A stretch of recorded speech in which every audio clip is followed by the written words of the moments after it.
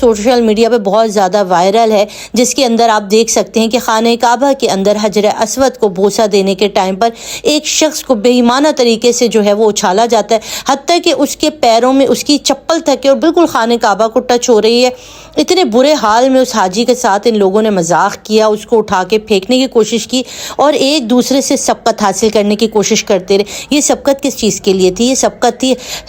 حجر اسود کو بوسہ دینے کی۔ میں آپ سے پوچھنا چاہتی ہوں، کیا حجر اسود کو بوسہ دیکھنے کا شاید ایک ثواب ملتا ہوگا؟ مگر آپ بتائیں کہ اس طرح سے خوان خدا کی بے حرمتی کرنا، زواروں کو تنگ کرنا، حجاج کرام کو اٹھا کے پھینکنا، ان کے احرام کو کھول دینا، ان کے احرام کے ساتھ بدتمیزیاں کرنا، ہم اپنے غصے پہ کنٹرول نہیں رکھتے۔ ہم اس مقدس مقام پر جا کر بھی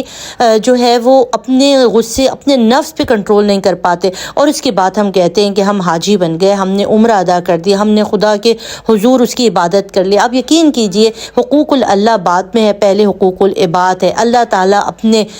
کیے گئے چیزوں کو معاف فرما دیں گے، مگر وہ کہتے ہیں کہ اگر تمہارے ذمے کسی بھی شخص کا کوئی لین دین ہے، کسی شخص سے تمہارے ہاتھوں کوئی زحمت اٹھائی ہے، تو اس کی معافی اسی بندے سے ہی ہوگی، اس کے علاوہ میں اس کی معافی نہیں دیکھ سکتا۔ تو حقوق العباد بہت سخت ہے، مگر ہم لوگ اتنا ہی اس کو آسان سمجھتے ہیں۔ چلے دنیا میں ہم لوگ رہتے ہیں، اڑوس پڑوسیوں کے ساتھ، اپنے رشتہ داروں کے ساتھ ہم جو مرضیاں شروع کر رہے ہوتے ہیں، مگر آپ فرنٹ آف کعبہ، جہاں پہ خدا کی رحمتیں ہیں، جہاں پہ رسول مرسلین آتے ہیں، جس جگہ پر ائمہ کے قدم رہ چکے ہیں، جو اتنی عظیم اور بابرکت جگہ ہے، وہ جو ہم مسلمانوں کے لیے دنیا کے